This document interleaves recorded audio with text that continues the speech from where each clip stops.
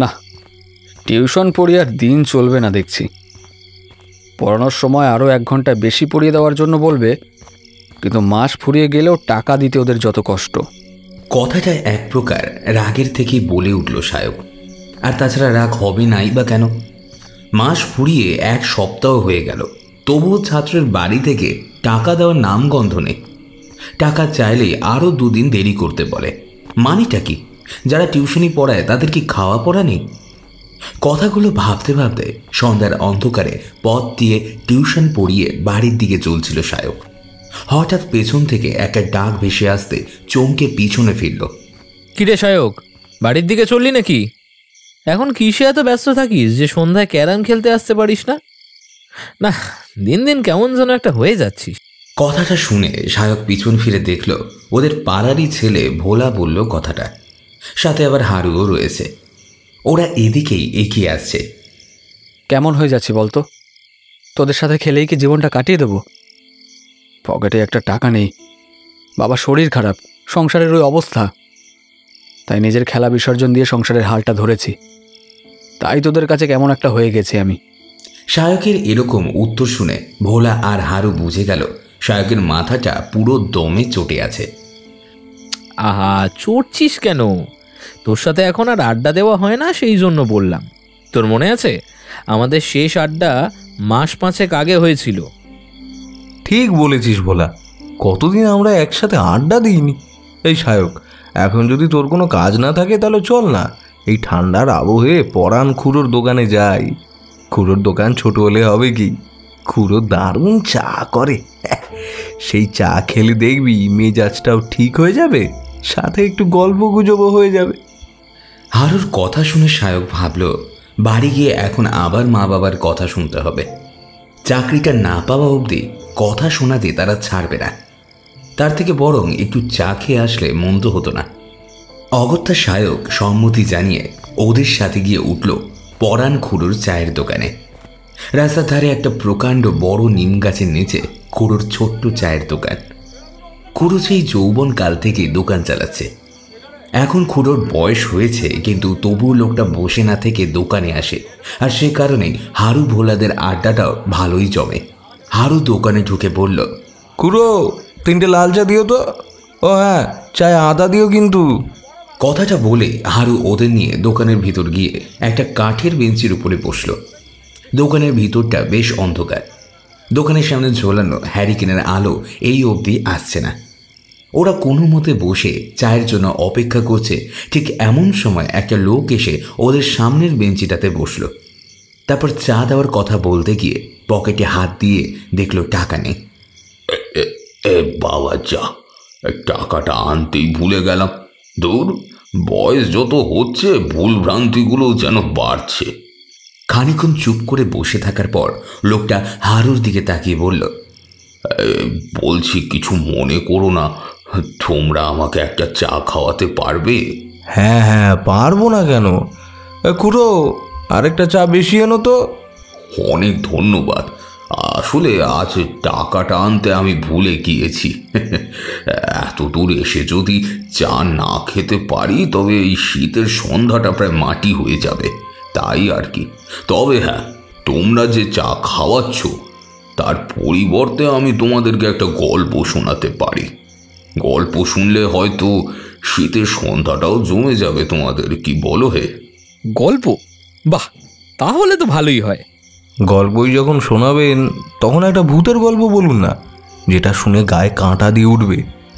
ভূতের গল্প শুনবে? আচ্ছা বেশ, কিন্তু ভয় পাবে না তো? ভয়ের কথা শুনে ওরা 3জনে একটু হেসে উঠল। আর ঠিক সেই সময় পরাণ খুড়ো এসে চা দিয়ে গেল। ওরা সবাই চায়ের কাপটা মুখে নিয়ে তাতে একবার করে চুমুক দিয়েই লোকটা বলতে শুরু করলো, হ্যালো এভরিওয়ান, আমি দীপেন্দ্র দাস রয়েছি আপনাদের সাথে বঙ্গকথা ইউটিউব চ্যানেলে। আপনাদের সবাইকে জানাই আবার স্বাগতম। আমাদের চ্যানেলের সকল গল্পগুলোকে শুনতে আজই সাবস্ক্রাইব করে দিন আমাদের ইউটিউব চ্যানেল এই বঙ্গকথাকে।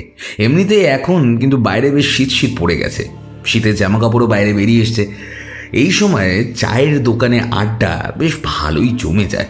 আর সেই আড্ডার বিষয়বস্তু যদি হয় একটা ভালো জম্পেশ ভূতের গল্প, তাহলে কেমন হয় বলুন তো? ঠিক সেরকমই আজকে আপনারা শুনবেন লেখক সৌমেন সিংহ রায়ের কলমে গ্রাম বাংলার একটি ভূতের গল্প, শীতের রাতে চায়ের দোকানে। গল্প পাঠ এবং গল্পের সূত্রধার রয়েছি আমি দীপেন্দু দাস। শুরু হচ্ছে আজকের গল্প।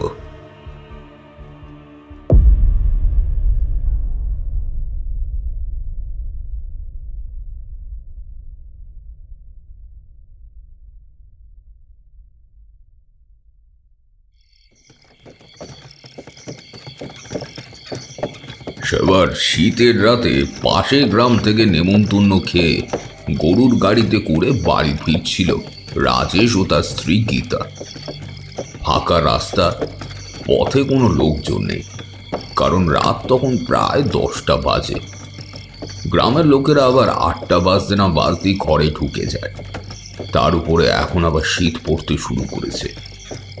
তো রাতের অন্ধকারে সেই ফাঁকা নিস্তব্ধ মাটির রাস্তার ওপর দিয়ে গরুর গাড়িটা এগিয়ে চলছে, আর গাড়ির ছইয়ের মধ্যে বসে রয়েছে ওরা। মাঝে মাঝে বাইরে থেকে একটা হিমেল হাওয়া এসে ছুঁয়ে যাচ্ছে ওদের শরীর। পথের দুধারে ঝোপ থেকে ভেসে আসছে জংলি পোকামাকড়ের ডাক। মাঝে মাঝে দূর থেকে কয়েকটা শেয়ালের ডাকও ভেসে আসছে। সেই ডাক শুনে গীতা আবার ভয়তে শিউরে উঠছে। ভয়টা কাটানোর জন্যই গীতা রাজেশের সাথে গল্প করতে করতে আসছিল, কিন্তু হঠাৎ গরুর গাড়িটা থেমে যাওয়াতে রাজেশ জিজ্ঞেস করলো, কি হলো ভাইয়া, গাড়ি থামালে যে? চলে এসেছি নাকি আমরা? আগে না বাবু, আমি আর যেতে পারবো নি গো, আপনারা এখান থেকে হেঁটে চলে যান। যেতে পারবে না মানে? কথাটা বলে রাজেশ গাড়ি থেকে নেমে চালকের সামনে গিয়ে বলল, কি হয়েছে, যাবে না কেন? আগে সামনে যে বাঁশ বাগানটি রয়েছে ওখান থেকে আমি যেতে পারবো নি, ওখানে যে তেনাদের বাস। তেনারা মানে? আগে রাতের অন্ধকারে তাদের নাম মনে আনতে নেই গো বাবু। তার উপরে আজ আবার অমাবস্যার রাত, দেখছেন না চারপাশটা কেমন অন্ধকার হয়ে আছে, আকাশে চাঁদও নাই। আমি বাবু আর যেতে পারবো নি, আপনি আমার পয়সা মিটিয়ে ছেড়ে দেন তো। কি যা তা বলছো, আমরা কি এখন হেঁটে যাব নাকি? চলো না, তোমাকে টাকাটা না হয় বেশি দিচ্ছি, বাঁশবাগানটা পার করি একটু গেলেই আমাদের বাড়ি। না বাবু না, আমার বাড়িতে বউ বাচ্চা আছে, অমাবস্যার রাতে আমি কিছুতেই বাঁশবাগান পার করে যেতে পারবো নি, আমাকে মাফ করবেন বাবু। এরপরে রাজেশ বারবার করে বলার পরেও গরুর গাড়ির চালক গেল না। অগত্যা রাজেশ গাড়ি ছেড়ে দিয়ে গীতাকে নিয়ে হেঁটে যেতে শুরু করলো বাড়ির দিকে। কি গো, কার কথা বলছিল ওই লোকটা? কে থাকে বাঁশবাগানে? কে জানি, ওর কোন তেনারা থাকেন বাঁশবাগানে, যত সব পাগলের দল। কিন্তু লোকটার মুখটা দেখেছিলে? ও কিন্তু সত্যিই কেমন ভয় পাচ্ছিল। বাঁশতলা দিয়ে যাওয়ার জন্য ও কিন্তু খুব ভয় পাচ্ছিল। গীতার এই কথায় কোনো উত্তর দিল না রাজেশ, তাই গীতাও আর কথা বাড়ালো না। কিন্তু ওর মনটা কেমন যেন করতে লাগলো। এর আগে গীতা এত রাতে কখনো বাঁশতলা দিয়ে যায়নি, তার উপরে আজ আবার অমাবস্যার রাত। কথাটা ভাবতেই গীতার কেমন যেন গায়ে কাঁটা দিয়ে উঠল। এরপর বাঁশতলার কাছে এসেই গীতা দেখল বাঁশ গাছগুলোর নিচে একদম ঘুটঘুটে কালো অন্ধকার বিরাজ করছে। মনে হচ্ছে যেন ও সেদিকে গেলেই অন্ধকার ওকে এক হাই গিলে খেয়ে নেবে। তারপর চারপাশটা কেমন যেন চুপ মেরে রয়েছে, একটা অদ্ভুত নীরবতা ঘিরে রয়েছে গোটা অন্ধকারের পরিবেশটাকে। জানান দিয়ে যাচ্ছে অদৃশ্য কারোর উপস্থিতি। মনে হচ্ছে কেউ যেন ওই বাঁশতলায়, কিন্তু কে রয়েছে?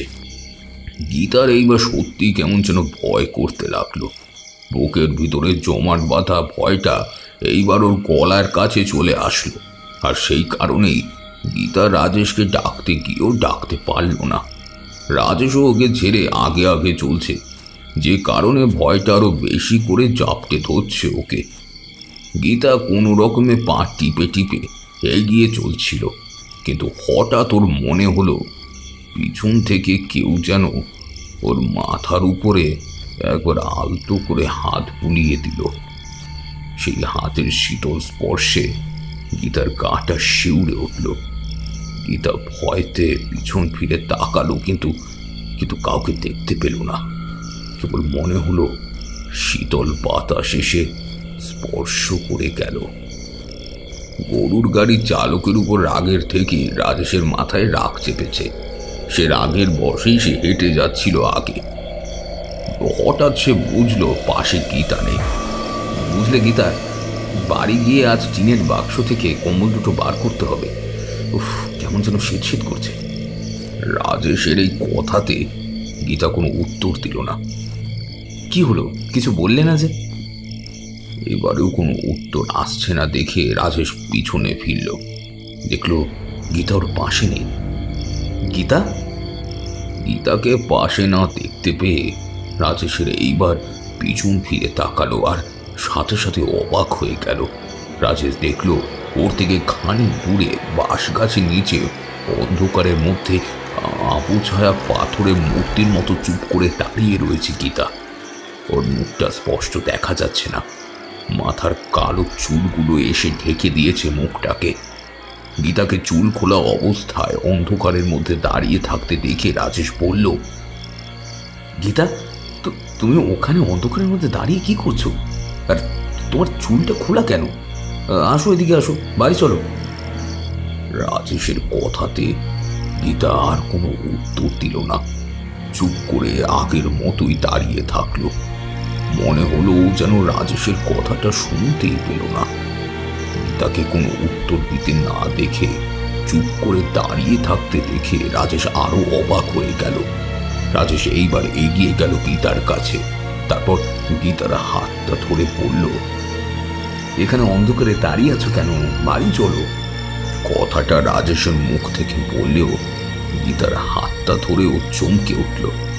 গীতার হাতটা বরফের মতো ঠান্ডা। কি হলো? গীতার হাতটা এরকম ঠান্ডা কেন? ওর কি তবে শরীর খারাপ করছে? তাই হয়তো হবে, এমনিতেও যা ঠান্ডা পড়েছে। রাজেশ আর দেরি না করে গীতার হাত ধরে বাড়ির দিকে চলে গেল। বাঁশতলাটা পার করার পরেই ওদের বাড়ি দেখতে পেল। রাজেশদের বাড়ির গ্রামের একদম শেষ প্রান্তে একটা ছোট্ট একতলা বাড়ি, যার দুটো শোবার ঘর আর একটা ঠাকুর ঘর আছে এবং একটা রান্নাঘরও আছে। বাড়ির সামনে একটা ছোট্ট উঠোন আছে, যার এক পাশে একটা খাঁচা আছে। খাঁচার মধ্যে দুটো পোষা হাঁস রয়েছে। গীতা ও রাজেশ বাড়ির সামনে গিয়ে দাঁড়ালো। মা, ও মা, দরজা খোলো। রাজেশের ডাকে ভিতর থেকে দরজা খোলার শব্দ ভেসে আসলো। হ্যাঁ মা, এসেছি। বাবা কোথায়? শুয়ে পড়েছে? তোমাদের খাওয়া হয়েছে? হ্যাঁ, তোর বাবা খেয়ে শুয়ে পড়েছে। আমি তোদের অপেক্ষায় জেগেছিলাম। তোরা তো খাবি নাকি? তোদের জন্য মাছের ঝোল রান্না করেছি। না মা, আমরা তো খেয়েই এসেছি, তাই এখন আর খাবো না। কিন্তু রাজেশকে অবাক করে দিয়ে গীতা কর্কশ ও ভারী গলায় বলল, মাছ। গীতার এরকম ভয়ঙ্কর কণ্ঠ শুনে রাজেশ ও মালিনী দেবী দুজনেই অবাক হয়ে গেলেন, কারণ গীতার গলার আওয়াজ তো এরকম নয়। তাহলে হঠাৎ করে ওর কণ্ঠস্বর এরকম ভয়ানক হয়ে গেল কি করে? হ্যাঁ বৌমা, মাছ। তোমার বাবা আজ কটা রুই মাছ এনেছিল, সেটারই ঝোল রেঁধেছি। কিন্তু বৌমা, তোমার চুলটা খোলা কেন? আর তোমার গলার আওয়াজটা এরকম শোনালো যে? কিরে বাবু, তুই ওই বাসতলা থেকে বৌমাকে চুল খুলে নিয়ে আসলি নাকি? না মা, ওর চুল তো বাঁধাই ছিল, একটু আগেই খুলে গিয়েছে হয়তো। রাজেশের এই কথা শুনে মালিনী দেবীর মুখে একটা ভয়ের ছাপ এসে পড়ল। সে কি, খোলা চুলে তোরা আবার বাঁশবাগান থেকে আসিসনি তো? দেখিস বাবু, আজ কিন্তু আবার অমাবস্যার রাত। মালিনী দেবী গীতার খোলা চুল নিয়ে কথা বলছে, সেদিকে গীতার কোনো খেয়াল নেই। তখন ওর দুই চোখের সামনে ভেসে উঠেছে বহুদিনে না খেতে পাওয়া মাছের ছবি। এক ভয়ানক খিদেতে তার পেট চলে যাচ্ছে। তাই গীতা ওদের কোনো কথাতে কান না দিয়ে বলল, রুই মাছ, রুই মাছ, কতদিন যে মাছ খাইনি, খুব খিদে লেগেছে, খেতে দে না। গীতার মুখে এই কথা শুনে মালিনী দেবী ও রাজেশ দুজনেই প্রায় অবাক হয়ে গেল। মালিনী দেবী দেখলেন মাছের কথা শোনা মাত্রই অন্ধকারের মধ্যে দাঁড়িয়ে থাকা গীতার ঠোঁটের কষ বেয়ে লালা গড়িয়ে পড়ল মাটিতে। সেই সাথে গীতা তার হাত দুটো নাড়িয়ে কেমন যেন ছটফট করতে লাগলো। ওর মুখ থেকে বেরিয়ে আসছিল কেবল একটাই কথা, মাছ খাবো, মাছ খাবো, এক্ষুনি খাবো, কতদিন যে মাছ খাই না, মাছ খাবো, মাছ খাবো, দে মাছ, দে দে না, দে। গীতার এই আচরণে মালিনী দেবী ও রাজেশ দুজনেই বেশ অবাক হলেন। খিদে লেগেছে যখন যাও গিয়ে খেয়ে নাও, আমি ঘরে গিয়ে শুলাম। রাজেশ কথা বলতেই গীতা মালিনী দেবীর পাশ কাটিয়ে রান্নাঘরের দিকে চলে গেল। কিন্তু যাওয়ার সময় গীতা একটা হাত মালিনী দেবীর হাতে লাগলো, আর ঠিক তখনই তিনি চমকে উঠলেন, কারণ গীতার হাতটা বরফের মতো ঠান্ডা। গীতা তো আমার সাথে মাছ দিয়ে ভাত খেয়ে ফিরল বাড়িতে, তাহলে বললো কেন খিদে পেয়েছে, আর অনেকদিন নাকি মাছ খায়নি। তবে কি মাছ খাওয়ার জন্য ওরকম বললো? দূর, এখন ঘুম পাচ্ছে, একটু ঘুমাতে হবে, আর পারছি না। মা, আমি ঘুমাতে গেলাম। হ্যাঁ যা, কিন্তু বৌমা তো খেতে গেল, তাছাড়া ওর হাতটা এত ঠান্ডা কেন রে বাবু? কি জানি, জ্বর আসছে হয়তো। আর তোমার বৌমারও বাড়ি এটা, খেয়েও ঠিক চলে আসবে, তুমিও যাও গিয়ে শুয়ে পড়ো। কথাটা বলি রাজেশ বারান্দায় রাখা গামলা থেকে জল নিয়ে হাত মুখ ধুয়ে নিজের ঘরের দিকে চলে গেল। আর মালিনী দেবী তার ঘরে গিয়ে চুপ করে বসেছিলেন। খানিকক্ষণ বসে থাকার পর হঠাৎ রান্নাঘরের মধ্য থেকে বাসন পড়ার শব্দ ভেসে আসতে তিনি চমকে উঠলেন। কি হলো? বাসন পড়ার শব্দ আসছে কেন? বৌমার কি এখনো খাওয়া হয়নি নাকি? মালিনী দেবী ঘর থেকে বেরিয়ে হ্যারিকেনটা হাতে নিয়ে রান্নাঘরের সামনে গিয়ে দাঁড়াতেই যা দেখলেন তাতে তিনি শিউরে উঠলেন। ভয়তে তার বুকের ভেতরটা কেঁপে উঠল। এর আগে এরকম ভয়ানক দৃশ্য তিনি কখনো দেখেননি। তিনি দেখলেন রান্নাঘরের মেঝেতে পড়ে রয়েছে মাছের লাল ঝোল, আর পাশে উপর হয়ে পড়ে রয়েছে পাত্রটা।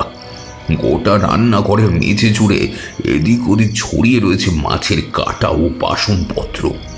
মনে হচ্ছে বাসনগুলোর মধ্যে কেউ যেন কিছু খোঁজার চেষ্টা করছে অনেকক্ষণ ধরে, তারপর সেখানে কিছু না পেয়ে বাসনগুলো ছুঁড়ে ফেলেছে মেঝেতে। আর মাছের ঝোলের পাত্র দেখে মাছগুলো তুলে নিখুঁতভাবে খেয়ে কাঁটাগুলো ঘরের এদিক ওদিকে ছড়িয়ে ফেলেছে।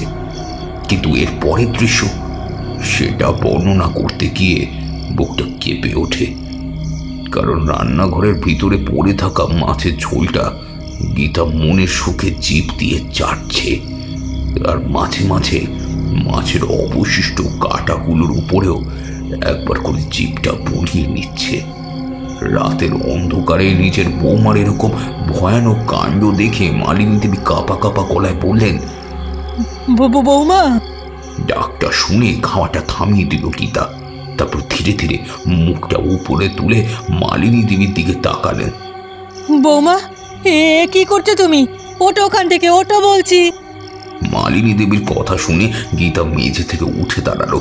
তারপর নিজের হাতে লেগে থাকা ঝোলটা চেটে খেতে খেতে আগের মতোই কর্কশ গলায় বলে উঠল, আর মাছ কোথায়?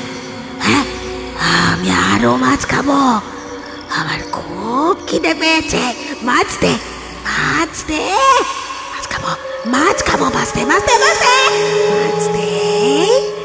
গীতার মুখে এই কথা শুনে মালিনী দেবী ভয় পেয়ে গেলেন। গীতা বলে কি, এতগুলো মাছ একা খাওয়ার পরে ওর খিদে মেটেনি। আর মাছ নেই বৌমা, এতগুলো তো খেলে, এখন যাও গিয়ে শুয়ে পড়ো। মালিনী দেবীর কথা শুনে গীতা নিজের হাতটা চাটতে চাটতে দরজার দিকে এগিয়ে আসলো। তারপর মালিনী দেবীর দিকে তাকিয়ে ঘরের দিকে চলে গেল। এরপর হাত মুখ না ধুয়ে ওই অবস্থাতে খাটের উপর গিয়ে শুয়ে পড়ল। এদিকে মালিনী দেবী বৌমার এই ব্যবহার দেখে ভয়তে ভয়তে ঘরে গিয়ে এসে শুয়ে পড়লেন। পরদিন সকালে রাজেশের ঘুম ভাঙল মায়ের ডাকে। ঘুম ভাঙা অবস্থাতেই রাজেশ বুঝল মায়ের গলার আওয়াজটা কেমন যেন শোনালো। মনে হলো কিছু একটা দেখে খুব ভয় পেয়েছে মা। বাবু, এই বাবু, তাড়াতাড়ি বাইরে আয়, দেখ কি সর্বনাশটাই না হয়েছে। কেন, কি হয়েছে আবার? সকাল সকাল মায়ের এরকম কথা শুনে রাজেশ ব্যস্ত হয়ে বিছানার উপরে উঠে বসল। তারপর পাশে তাকিয়ে দেখল গীতা দুখানা কম্বল মুড়ি দিয়ে শুয়ে রয়েছে। গীতাকে ঘুমিয়ে থাকতে দেখে রাজেশ আর তখন ডাকল না। নিজের খাট থেকে নেমে ঘরের বাইরের দিকে উঠোনের দিকে তাকালো, আর সাথে সাথে ভয়তে শিউরে উঠল। রাজেশ দেখল উঠোনের ঠিক মাঝখানে পড়ে রয়েছে একটা একটা আধ খাওয়া হাঁসের ছিন্ন ভিন্ন শরীর, যাকে ঘিরে অজস্র মাছি উড়ে বেড়াচ্ছে। হাঁসটা যেখানে পড়ে রয়েছে সেখানে খানিকটা জায়গা জুড়ে লাল রক্ত পড়ে রয়েছে। অবশ্য সেটা জমে শক্ত হয়ে কালো বর্ণ ধারণ করেছে। রাজেশের পোষা দুটো হাঁস ছিল, যার মধ্যে একটাকে উঠোনের উপরে এভাবে পড়ে থাকতে দেখে রাজেশ তাড়াতাড়ি করে সেদিকে এগিয়ে গেল। কাছে গিয়ে বুঝলো কেউ হাঁসটাকে মেরে তার শরীর থেকে কাঁচা মাংস তুলে খুবলে খেয়েছে। বাবু, হাঁসটার এই অবস্থা কে করলো রে? দেখে তো মনে হচ্ছে শিয়ালের কাজ। আচ্ছা মা, তুমি কালকে খাঁচার দরজাটা ভালো করে লাগিয়েছিলে তো? তাছাড়া আরেকটা হাঁস কই? হ্যাঁ, আমি কাঁচার দরজা ঠিক করেই লাগিয়েছিলাম, কিন্তু সকালে উঠে দেখি এই অবস্থা। তারপর কাঁচার কাছে গিয়ে দেখি কাঁচার দরজাটা আট করে খোলা আর ভিতরটা ফাঁকা। এই কথা শুনে রাজেশের বেশ রাগ হলো মায়ের উপরে। রাজেশ বুঝেছে ওর মা রাতে খাঁচার দরজাটা ঠিক করে দেয়নি, তাই শিয়াল এসে এইসব কাণ্ড করেছে। ওর ওই দুটো পোষা হাঁস মায়ের ভুলের জন্য শেষ হয়ে গেল। এরপর রাজেশ আর কথা না বাড়িয়ে দোকানে যাওয়ার জন্য গুছিয়ে নিয়ে যে খেতে বসলো, তখন মালিনী দেবী বললেন, বাবু, বৌমা কোথায়? ঘরে ঘরে ঘুমাচ্ছে। ওর শরীরটা বোধহয় একটু খারাপ। আমি দোকানে যাওয়ার পথে বৈদ্যকে বলে যাচ্ছি, উনি আসলে একটু দেখিয়ে নিও। সে তো বুঝলাম, কিন্তু বাবু, আমার মনে হয় বৌমাকে একবার ওঝার কাছে নিয়ে গিয়ে জারিয়ে আনলে ভালো হতো, কারণ... এরপর মালিনী দেবী গতকাল রাতে সব ঘটনা রাজেশকে খুলে বললেন। সব শুনে রাজেশ বললেন, সত্যি মা, তুমি পারো বটে। রাতের অন্ধকারে কি না কি দেখেছো, তার জন্য গীতাকে ওঝার কাছে নিয়ে যেতে হবে বলছো? গীতার শরীরটা খারাপ, বৈদ্যকে দেখালেই ঠিক হয়ে যাবে। কি জানি, কাল থেকে যা ঘটছে তাতে মনে হচ্ছে বাড়ির ওপরে নতুন কোনো বিপদ মাথাচাড়া দিয়ে উঠেছে। ওহ ভগবান! আর কিছু বলতে যাচ্ছিলেন মালিনী দেবী, কিন্তু ততক্ষণে রাজেশের খাওয়া হয়ে গিয়েছে। রাজেশ উঠে তৈরি হয়ে দোকানের দিকে চলে গেলেন। এরপর মালিনী দেবী বাড়ির সব কাজ সেরে রান্না করে দুপুরে যখন খাওয়ার সময় হলো, তখন তিনি গীতার ঘরে গেলেন। আর যা দেখলেন তাতে তিনি অবাক হয়ে গেলেন। দেখলেন সেই দিনের বেলাতেও গীতা ঘর পুরো অন্ধকার করে দুখানা কম্বলের নিচে শুয়ে রয়েছে। বৌমা, দুপুর হয়ে গিয়েছে তো, খাবে না নাকি? আর জানলাটা এখনো খোলোনি কেন? তাহলে তো এত শীত লাগে না। এই কথা বলে মালিনী দেবী যেই না জানলাটা খুলতে গেলেন, তখন কম্বলের নিচ থেকে গীতার গলার কণ্ঠস্বর ভেসে আসলো। গীতা রেগে মুখ থেকে ওই কণ্ঠস্বর শুনে মালিনী দেবী সন্দেহ যেন আরো টানা বাঁধল। আচ্ছা আচ্ছা, ঠিক আছে, জানলা না হয় না খুললাম, কিন্তু খাওয়ার তো সময় হয়ে গিয়েছে। চলো, খাবে চলো। খিদে নেই আমার, এখন যা তো করে দূর হ, দূর হ আমার চোখের সামনে থেকে, দূরে যা। নিজের বৌমার কাছ থেকে এই কথা শুনে মালিনী দেবী ভয় পেয়ে গেলেন। তারপর আর এক মুহূর্ত অপেক্ষা না করে গীতার ঘর ছেড়ে বেরিয়ে গেলেন। ভাবলেন রাতে রাজেশ আসলে তখন এই ঘটনার কথা বলবেন, তারপর যদি রাজেশ তার কথা শুনে। মালিনী দেবী গীতার ঘর থেকে বেরিয়ে তার স্বামী প্রবীর বাবুর সাথে দুপুরের খাওয়া সারলেন। তখন মালিনী দেবী তার স্বামীকেও সবটা খুলে বললেন, কিন্তু তার স্বামীও তার কথায় তেমন আমল দিলেন না। এরপর যথারীতি দুপুর পেরিয়ে বিকেল, আর বিকেল পেরিয়ে শীতের সন্ধ্যা নামল। সন্ধ্যা হতেই মালিনী দেবী ঠাকুর ঘরে সন্ধ্যা দিতে গেলেন। এরপর সন্ধ্যা দিয়ে তিনি যেই ঠাকুর ঘর ছেড়ে বেরোবেন, ঠিক তখনই প্রবীরবাবু তার ঘর থেকে ডাকলেন, ওগো শুনছো? আমার চশমাটা কোথায় রাখলাম বলতে পারো? প্রবীরবাবুর ডাক শুনে মালিনী দেবী ঠাকুর ঘরের দরজা বন্ধ করে তাদের ঘরে ঢুকলেন। প্রবীরবাবু খাটের উপরে হাতড়ে নিজের চশমাটা খুঁজে চলেছেন, অথচ চশমাটা কিন্তু টেবিলের ওপরেই রাখা রয়েছে। চশমা কোথায় খুঁজছো? ওটা তো ওই টেবিলের ওপরেই রয়েছে। সে তো আমিও জানি, কিন্তু তুমি না পরিয়ে দিলে কি আমার ভালো লাগে বলো? হ্যাঁ সেই তো, বয়স যত বাড়ছে ততই তোমার ভীমরতি যেন বেড়ে চলেছে। রোজ রোজ নাকি ওনাকে চশমা পরিয়ে দিতে হবে।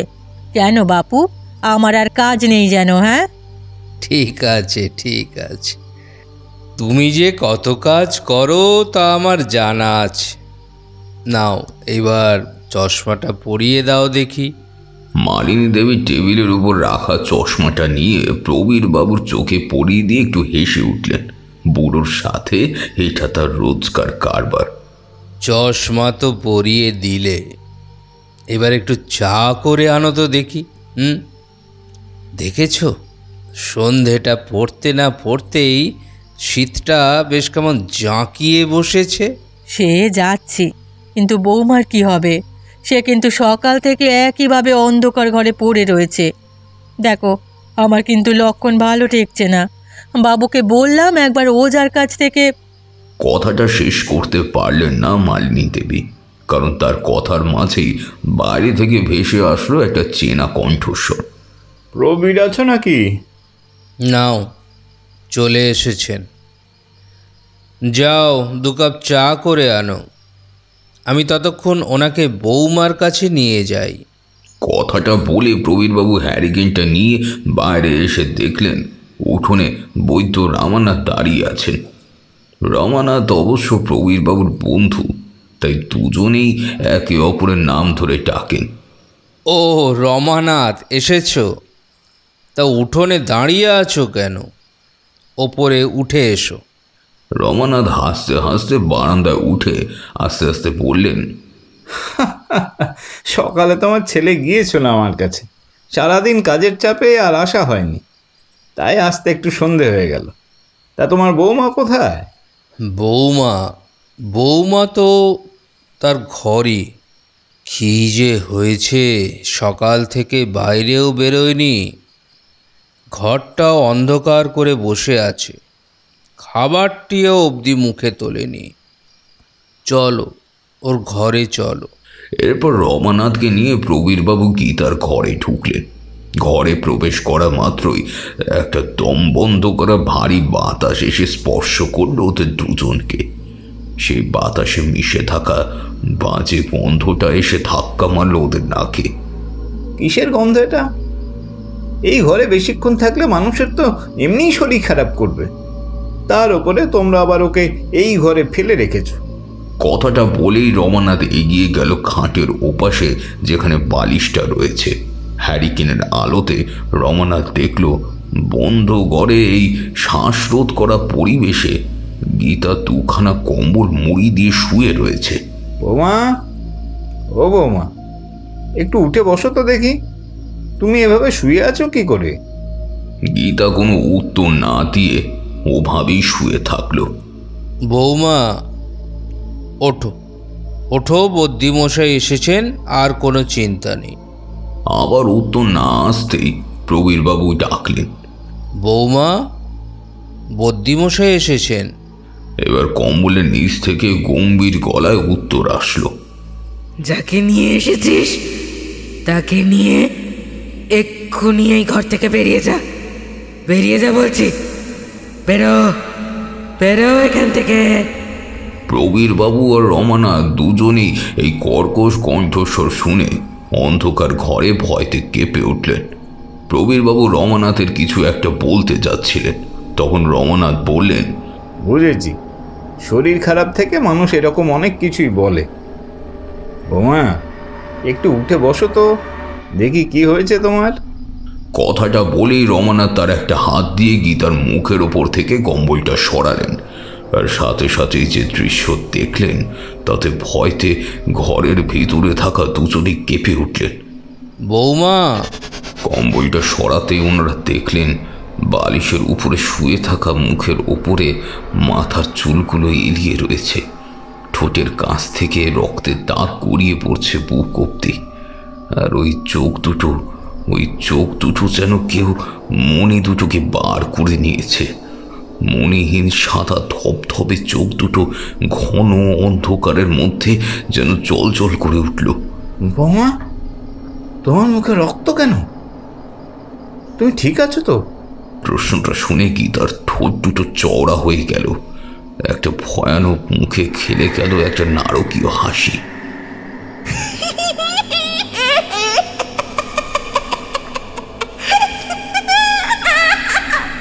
শক্ত শক্ত শক্তই তো আমার ভালো লাগে। টাটকা লাল রক্ত না খেলে যে আমার তৃষ্ণা মেটে না। রক্ত দিবি, আমাকে রক্ত দিবি। ওদিন মানুষের রক্ত খাই না, মানুষের রক্তের স্বাদ সে যে খুব সুন্দর। গীতার মুখে এরকম কথা শুনে রমানাথ ও প্রবীরবাবু ভয়তে কাঁপতে লাগলো। ওদের কপাল বেয়ে নামতে লাগলো নোনতা জলের স্রোত। প্রবীরবাবু গীতার মুখে লেগে থাকা রক্তের উৎস দেখার জন্য কোনো রকমে কৌতূহলের বশে পাশের থেকে কম্বলটা সরালেন। আর তখনই বাজে গন্ধের তীব্রতা আরও বেড়ে গেল। এরপর তিনি যা দেখলেন, ভয়তে তার দুপা পিছিয়ে গেলেন। দেখলেন কম্বলের নিচে বিছানাটা রক্তে ভিজে লাল হয়ে গিয়েছে। বিছানার উপরে পড়ে রয়েছে কয়েকটা হাড়গোড় ও আধ খাওয়া মাংসের টুকরো, সেই সাথে হাঁসের গায়ে লোম ও কিছু অবশিষ্ট নাড়ি ভুড়ি। এই ভয়ানক নৃশংস দৃশ্য দেখে রমানাথের মুখ থেকে একটা চাপা আর্তনাদ বেরিয়ে আসলো। অন্যদিকে বিকট গন্ধের তীব্রতা ও নারকীয় দৃশ্য দেখে প্রবীরবাবু গা পাকিয়ে আসলো। সকালে উঠোনের উপরে পড়ে থাকা হাঁসের ওই অবস্থার জন্য যে কে দায়ী, যে হাঁসটা চুরি করে গিয়েছিল এবং সেটা যে কে চুরি করেছে তা বুঝতে আর অসুবিধা হলো না প্রবীরবাবুর। ঘরের মধ্যে থাকা বিকট গন্ধটাই বা এতক্ষণ কোথা থেকে আসছিল সেটাও আর বুঝতে অসুবিধা হলো না তার। রমানাথ ও প্রবীরবাবুর মুখ দুটো ভয়তে শুকিয়ে যেতে দেখে গীতা হাসতে হাসতে বলল,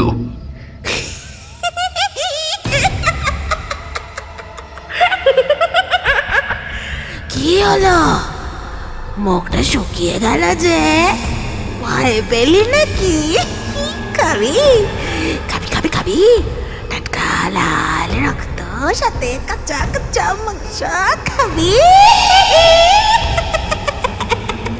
খাবি নাকি? আবারও একটা সেই কর্কশ গলায় হেসে উঠল গীতা। গীতার হাসিটা যেন ঘরের দেওয়ালগুলোতে বাড়ি খেয়ে ওদের কানে এসে লাগলো। বুঝলে প্রবীর, তোমার বৌমার কোনো অসুখ হয়নি। ওর যা হয়েছে তা সারানোর ক্ষমতা আমার নেই। এর জন্য ওঝার প্রয়োজন। তার মানে মালিনী কাল রাতে ভুল দেখেনি, ওর সন্দেহ ঠিকই ছিল। বৌমাকে তার মানে ভূতে ধরেছে, কিন্তু এখন উপায়? প্রবীরবাবুর মনের কথাটা এক প্রকার বুঝতে পেরে গীতা হাসতে হাসতে বলল,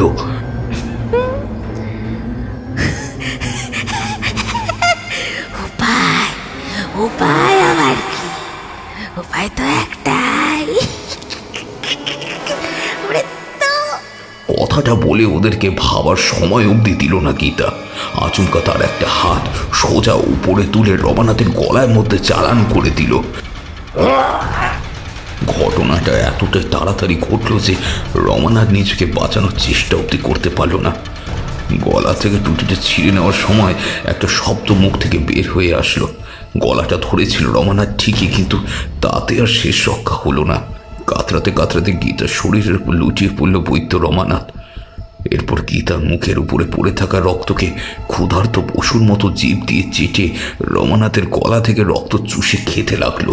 এই বীভৎস নারকীয় দৃশ্য দেখে প্রবীরবাবু কি করবেন কি বলবেন কিছু বুঝতে পারলেন না। তার শরীর যেন আর কাজ করলো না, চারপাশটা কেমন যেন আবছা হয়ে আসছে। কিছু একটা পড়ার শব্দে প্রবীরবাবু চমকে পিছনে ফিরে তাকালেন। দেখলেন দরজার চৌকাঠে বিস্মিত হয়ে দাঁড়িয়ে রয়েছে তার স্ত্রী মালিনী দেবী। ভয়তে তার মুখটা ফ্যাকাশে হয়ে গিয়েছে, কেউ যেন রক্ত শুষে নিয়েছে তার মুখ থেকে। এরপর নিচের দিকে তাকাতেই দেখলেন 4টে চায়ের কাপ সহ ট্রেটা মেঝেতে পড়ে রয়েছে। কাপগুলো ভেঙে চাটা গড়িয়ে পড়েছে মেঝেতে। মালিনী! মালিনী দেবী নিজের বৌমাকে বৈদ্য মশাইয়ের রক্ত খেতে দেখে এতটাই ভয় পেয়েছে যে হাত থেকে চায়ের কাপটা পড়ে গিয়েছে। কিন্তু মালিনীকে দেখা মাত্রই প্রবীরবাবুর ঘোরটা একটু কেটেছে। প্রবীরবাবু কোনো রকমে নিজেকে সামলে তাড়াতাড়ি ঘর থেকে বেরিয়ে গীতার ঘরে দরজাটা বন্ধ করে মালিনী দেবীকে অন্য ঘরে অর্থাৎ তাদের নিজের ঘরে নিয়ে এসে বললেন, মালিনী, দরজাটা বন্ধ করে দাও। দরজা বন্ধ করব মানে? হ্যাঁ, দরজাটা বন্ধ করে দাও, আর যতক্ষণ না আমি আসছি ততক্ষণ দরজা খুলবে না, আর নিজেও বাইরে বেরোবে না। কিন্তু তুমি কোথায় যাচ্ছ? ওঝাকে ডাকতে। ঠিক এমন সময় গীতারও ঘরের দরজাটা একটু জোরে শব্দ করে কেঁপে উঠল। কি ভেবেছিস ওঝা তোদের বাঁচাতে পারবে? তার আগেই আমি তোদেরকে মেরে তোদের কাঁচা মাংস চিবিয়ে খাবো। গীতার কথাগুলো শুনে প্রবীরবাবু উঠোনে নেমে জোর পায়ে হাঁটতে লাগলো। আর তখনই পিছন থেকে একটা প্রকাণ্ড শব্দ ভেসে আসলো। সে শব্দ শুনে পিছনে ফিরে তাকালেন এবং দেখলেন দরজার পাল্লা খুলে গিয়েছে, আর সেখান থেকে হাসতে হাসতে ঘরের বাইরে বেরিয়ে আসলো গীতা। গীতা এক প্রকার প্রচণ্ড গর্জন করে বলল, কোথায় যাচ্ছিস? ওঝাকে ডাকতে না? যা যা, দেখি কেমন করে তুই যেতে পারিস, যা। গীতার এই ভয়ানক গলার স্বর ও বিভৎস রূপ দেখে প্রবীরবাবু বুঝে গেলেন তার মৃত্যু এইবার তার সামনে এসে দাঁড়িয়েছে। এখন পালাতে না পারলে তিনি বা তার স্ত্রী কেউই আর বাঁচবেন না। প্রবীরবাবু তার মনের সব জোর এক জায়গায় এনে তিনি জোরে হাঁটতে লাগলেন, কিন্তু একটু এগিয়ে কিসে যেন হোঁচট খেয়ে তিনি মাটিতে পড়ে গেলেন। আর তারপরেই বুঝতে পারলেন একটা শীতল কোনো কিছু তার পায়ের উপর থেকে হাঁটুর দিকে ধীরে ধীরে এগিয়ে যেতে লাগলো। সেই শীতল স্পর্শে তার গায়ের লোমগুলো খাড়া হয়ে উঠল। তিনি ভয়তে পিছন ফিরে দেখলেন সেটা আর কিছুই নয়, গীতার একটা হাত। ঠিক এইভাবে গীতা আরও একটা হাত প্রবীরবাবুর অন্য পায়ের উপর দিয়ে হাঁটুর দিকে এগিয়ে গেলেন। কোথায় যাবি বলেছিলিস? ওঝার কাছে না? তোর পা দুটো যদি না থাকে তাহলে তুই যাবি কেমন করে? কথাটা বলেই গীতা হেসে উঠল। বৌমা, বৌমা, আমাদেরকে ছেড়ে দাও মা। বৌমা, দয়া করো মা, আমরা তোমার কি ক্ষতি করেছি? প্রবীরবাবুর কথা গীতার কান অব্দি গেল না। তার আগেই গীতা ভয়ানকভাবে হাসতে হাসতে তার দুই হাতে ধারালো নখগুলো বসিয়ে দিল প্রবীরবাবুর দুই হাঁটুর উপরে। ধারালো নখগুলো ধীরে ধীরে মাংস ছিঁড়ে ভেতরে ঢুকে গেল। প্রবল যন্ত্রণায় প্রবীরবাবু চিৎকার করে উঠলেন। এদিকে প্রবীরবাবুর চিৎকার শুনে ঘরের বাইরে দরজা খুলে মালিনী দেবী বেরিয়ে এলো। নিজের স্বামীর এই অবস্থা দেখে তিনি ছুটে এসে পিছন দিক থেকে গীতার চুলের মুঠি ধরে উঠে বললেন, চার চার চার আমার স্বামীকে ছেড়ে দে বলছি। শয়তান কোথাকার, দূর হয়ে যা, দূর হয়ে যা আমার বাড়ি থেকে। যেখান থেকে এসেছেন সেখানে গিয়ে মর। মালিনী দেবীর আচমকা আক্রমণে গীতা প্রবীরবাবুকে ছেড়ে তার বদলে একটানে তার পা দুটো হাঁটুর কাছ থেকে ছিঁড়ে ফেলল। প্রবীরবাবু ভয়ানক যন্ত্রণায় আর্তনাদ করে উঠলেন। গীতা তার পা দুটোকে নাকের কাছে এনে গন্ধ শুকতে লাগলো টাটকা লাল রক্তে। ঠিক এমন সময় বাঁশবাগানের মধ্যে কোথা থেকে শিয়ালের ডাক ভেসে এলো। সেখানে তাকাতে গীতা দেখলো দুটো শিয়াল ছুটে আসছে ওর কাছে। তোদের খিদে লেগেছে? মাংস খাবি? কিরে, মাংস খাবি তোরা? কথাটা বলেই গীতা হাসতে হাসতে পা দুটো ছুঁড়ে মারল শিয়ালের সামনে। কাটা পা দুটো দেখে শিয়ালগুলো চোখ লালসার ছাপ খেলে গেল। এদিকে মালিনী দেবী গীতাকে ছেড়ে প্রবীরবাবুর দিকে ছুটে আসতে গেলেন। তখন প্রবীরবাবু যন্ত্রণায় কাতরাতে কাতরাতে বললেন, তুমি তুমি ঘরে যাও, ঘরে যাও, এক্ষুনি চলে যাও মালিনী, এক্ষুনি চলে যাও, না হলে এই এই শয়তান তোমাকেও মেরে ফেলবে। আর আরও কি একটা বলতে চাচ্ছিলেন প্রবীরবাবু, তার আগেই শিয়াল দুটো ঝাঁপিয়ে পড়ে প্রবীরবাবুর মুখ, চোখ এবং গলার উপর কামড় বসিয়ে দিল। নিজের স্বামীর এই ভয়ানক দৃশ্য দেখে মালিনীর চোখ থেকে জল গড়িয়ে পড়ল। কিন্তু পর মুহূর্তের গীতার এক শয়তানি হাসি হাসতে হাসতে তার দিকে ফিরল।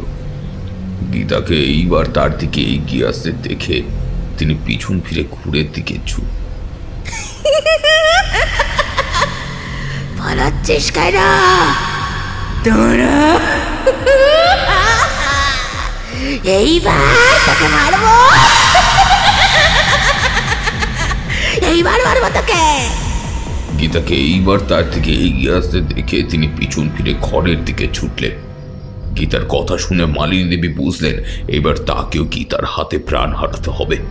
কিন্তু মালিনী দেবী কোন রকমে নিজের ঘরে ঢুকলেন এবং দরজা বন্ধ করে দিলেন। মালিনী দেবী গায়ের সব জোর দিয়ে দরজাটা বন্ধ করে রাখতে চাইলেন, কিন্তু গীতার শক্তির কাছে পেরে উঠলেন না। গীতা তার হাতের এক ধাক্কায় মালিনী দেবীকে সরিয়ে দিল। মালিনী দেবী গিয়ে আয়নার কাছে বাড়ি খেয়ে নিচে পড়ে গেল। এই অবধি বলে একটু থামলেন লোকটি, তারপর বললেন, কি কেমন লাগলো গল্পটা? দারুণ লাগলো, কিন্তু এখানে কি গল্প শেষ নাকি? সেটাই তো, রাজেশের মায়ের সাথে কি হলো?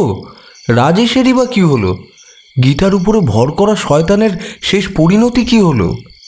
আরে বলছি একটা বিড়ি খেলে কি তোমাদের কোনো সমস্যা হতে পারে? না, সমস্যা নেই, কিন্তু বিড়িটা ধরিয়ে তাড়াতাড়ি গল্পটা শুরু করুন। গল্পের শেষ মুহূর্তে এসে থেমে গেলে অপেক্ষা করতে আর কার ভালো লাগে বলুন তো? এরপর লোকটা একটা বিড়ি ধরিয়ে তাতে টান দিয়ে আবার বলতে শুরু করলো, রাতের বেলা নিজের দোকান বন্ধ করে হাতে একটা সবজির ব্যাগ নিয়ে রাজেশ যখন বাড়ির পথে পা বাড়ালো তখন প্রায় রাত 9টা বাজে। আহা, কোন গল্প বলছেন? আহা, শোনোই না তো। বাড়ি যেতে যেতে রাজেশ ভাবছিল গীতা এখন কেমন আছে, বৈদ্যমশাই কি কি ওষুধ দিয়েছেন তাকে, গীতা এখন সুস্থ তো। এইসব ভাবতে ভাবতে রাজেশ চলে আসলো বাসতলার কাছে। সেখানে এসে পড়ল, কি আছে এখানে? এই কয়েকটা বাঁশ গাছের জন্য কাল ওই লোকটা আসতে চাইল না, আবার গীতাও খুব ভয় পাচ্ছিল, এমনকি মা নিজেও বেশ ভয় পায় এই বাসতলাকে। কিন্তু কেন? কি আছে এখানে? কিসের এত ভয় এদের? কথাগুলো বলেই রাজেশ বাসতলার পার করলো। ওই তো সামনে দেখা যাচ্ছে রাজেশের বাড়ি, কিন্তু উঠোনের উপরে ওটা কি পড়ে আছে, আর কুকুরের মতো দেখতে প্রাণীগুলো কি খাচ্ছে টেনে টেনে। বাড়ির সামনে এসে নিজের বাবার এই ভয়ানক অবস্থা দেখে রাজেশের মাথা কাজ করলো না। ও নিজেকে যেন পাগল পাগল লাগলো। ওর হাত থেকে সবজির ব্যাগটা পড়ে গেল। রাজেশ কাঁদতে কাঁদতে বাবা বলে ডেকে উঠে বাবার মৃত শরীরের দিকে ছুটে গেল। রাজেশের চোখ থেকে অঝরে জল পড়ল। রাজেশ ওখানেই বসে পড়ল কিছুক্ষণ। হঠাৎ ঘোর কাটল ঘরের ভিতর থেকে ভেসে আসা মায়ের আর্তনাদে, মা মা।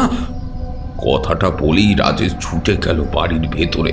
প্রথমে নিজেদের ঘরে উকি দিতে যা দেখলো তাতে ওর শির দ্বারা বেশ শীতল স্রোত নেমে গেল।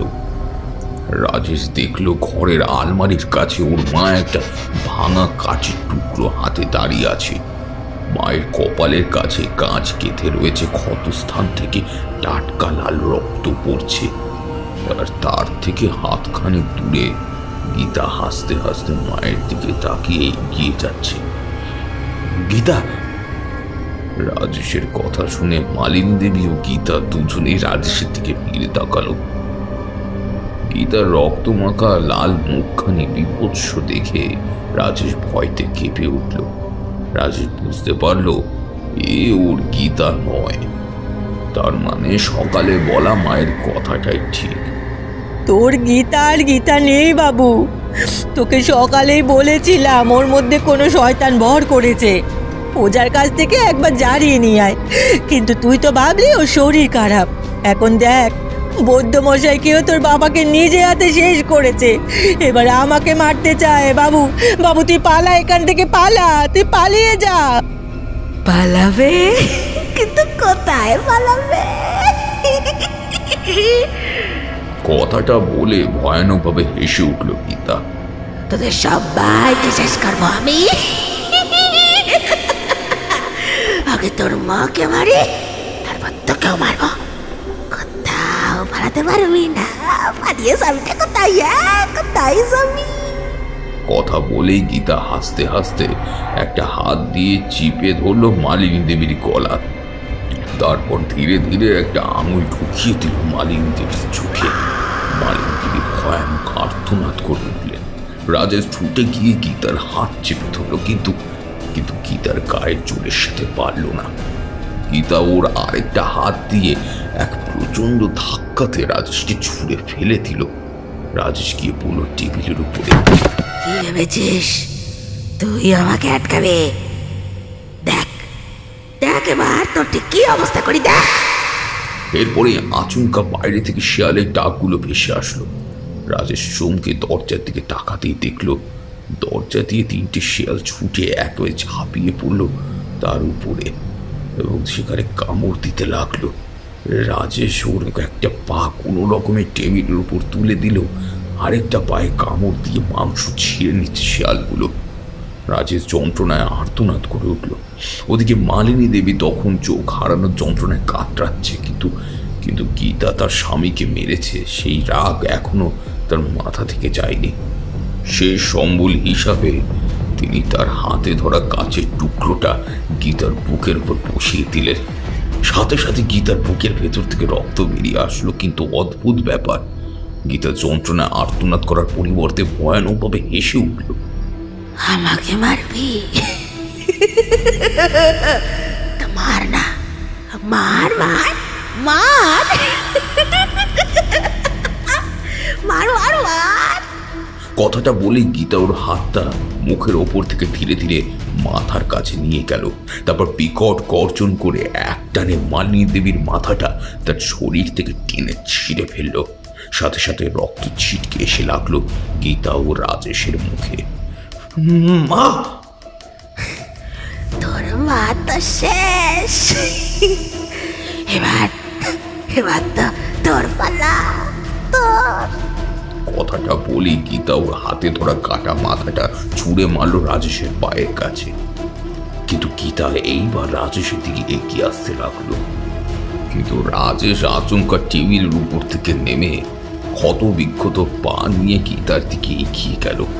রাজেশকে এগিয়ে আসতে দেখে গীতা বেশ অবাক হয়ে গেল, কিন্তু কিছু বুঝে ওঠার আগেই ও গীতাকে দেওয়ালের কাছে ঠেলে মেঝেতে পড়ে গেল। রাজেশের এই সামান্য ধাক্কাতে গীতা খানিকটা পিছিয়ে গেল, কিন্তু রাজেশের পড়ে যাওয়াতে ও হেসে উঠল। কিন্তু রাজেশ যে ইচ্ছে করে পড়ে গেল তা কিন্তু নয়। গীতা নিজেকে সামলে এগিয়ে এসে রাজেশের গলাটা চিপে ধরল, তারপর ধীরে ধীরে রাজেশকে উঁচু করে শূন্যে তুলে ধরল। তখনই গীতা দেখল রাজেশের হাতে একটা ড্রাম রয়েছে। ড্রামের মধ্যে কি আছে তার বলে দিতে হয় না। গীতা তাড়াতাড়ি করে ড্রামটা কেড়ে নিতে যেতেই রাজেশ ড্রামটা উল্টো করে তার মধ্যে থাকা তরলটা গীতার মাথার উপর ঢেলে দিল, বাকিটা ছুঁড়ে মারল মেঝেতে। আসলে রাজেশ তখন পড়ে যাওয়ার বাহানাতে খাটের তলা থেকে কেরোসিনের ড্রামটা নিয়ে নিয়েছিল, আর সেই মুহূর্তে ও ঢাকনাটা খুলে ফেলেছিল। কি ভেবেছিস আগুন দিয়ে আমাকে মেরে ফেলবি? কিন্তু তার আগেই যে আমি তোকে শেষ করে দেব। গীতাও এবার ওর হাতটাকে আরো শক্ত করে রাজেশের গলার টুটিটা চেপে ধরল। এদিকে রাজেশও কোনো রকমে পকেট থেকে দেশলাইটা বার করতে গিয়ে দেখলো শুধু সিগারেটটা রয়েছে, দেশলাইটা নেই, সেটা মেঝেতে পড়ে রয়েছে। রাজেশ বুঝলো আর কোনো উপায় নেই, এবার ওকে মুক্তেই হবে। গীতার হাতের চাপে রাজেশের দম বন্ধ হয়ে আসলো। চারপাশটা খোলাটে দেখলো, বুকের ভেতরে হৃৎপিণ্ড গতিবেগটাও বেড়ে গেল। কিন্তু একটা ব্যাপার মাথায় আসতে ও বুঝলো সবটা এখনো শেষ হয়নি। দেশলাই নেই তো কি হয়েছে, একটু দূরে হ্যারিকেনটা ঝোলানো আছে দেওয়ালে। তুই নাকি আমাকে মারবি? তুই মারবি আমাকে? কথাটা বলে গীতা আবার হেসে উঠল। আর ঠিক সেই ফাঁকে রাজেশ নিজের শেষ চেষ্টা করে হাতটা বাঁ দিকে বাড়িয়ে পেরেকে ঝোলানো জ্বলন্ত হ্যারিকেনটা নিজের হাতে নিয়ে নিল। হ্যারিকেনটা গীতার গায়ে লেগে কাজটা ভেঙে গেল, আর তার সাথে সাথে গীতার গোটা শরীরটা আগুন ধরে গেল। আচমকা এরকম আক্রমণের জন্য গীতা প্রস্তুত ছিল না। আগুন লাগার কারণে গীতার হাতটা আলাদা হয়ে গেল রাজেশের ধর থেকে। অবশ্য আগুন লাগার সাথে সাথে শেয়ালগুলো বাইরে বেরিয়ে যেতে পারছিল না। এই অবধি বলে লোকটা থামল। গল্প যে শেষ তার বলে দিতে হয় না। সত্যি আজ একটা গল্পের মতো গল্প শুনলাম। ভোলা আর হারুও একইভাবে সায়কের কথায় সায় দিল। এরপর ওরা চায়ের দাম মিটিয়ে পরাণ খুড়োর দোকান থেকে বাড়ি চলে গেল। আর লোকটা গল্প শুনিয়ে বাড়ি গিয়ে টেবিলের সামনে গিয়ে এক গ্লাস জল খেতে খেতে একভাবে তাকিয়ে থাকলো টেবিলের উপরে রাখা 3টে ছবির দিকে। ছবি 3টে আর কারণ নয়, আজ থেকে 10 বছর আগে আজকের দিনে চিরতরে হারিয়ে যাওয়া তার বাবা, মা এবং তার স্ত্রী গীতার।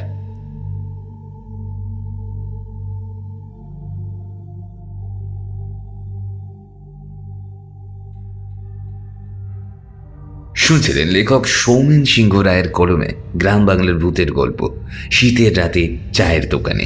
গল্প পাঠে ছিলাম আমি, দিবেন্দু দাস। অন্যান্য চরিত্রে ছিল অভিক, দীপঙ্কর, খুশি, প্রিয়নাথ, পূজা, সৌরভ এবং শুভঙ্কর। কেমন লাগলো আপনাদের আজকের এই গল্পটি জানাবেন কিন্তু আমাদের ইউটিউব কমেন্ট সেকশনে। আর আপনারা আমাদের চ্যানেলে নতুন হয়ে থাকলে এবং আমাদের চ্যানেলের গল্পগুলোকে শুনতে প্লিজ সাবস্ক্রাইব করে রাখুন আমাদের চ্যানেলটাকে। এমনিতেই শীত পড়ে গেছে এবং আমরা চেষ্টা করছি আপনাদের জন্য এখন বেশ শীতের যত গ্রাম বাংলার ভূতের গল্প হতে পারে, যত ভয়ের গল্প হতে পারে, সেগুলো আপনাদের জন্য নিয়ে আসেন। তাই সাথে থাকুন, সঙ্গে রাখুন এবং শুনতে থাকুন বঙ্গকথা।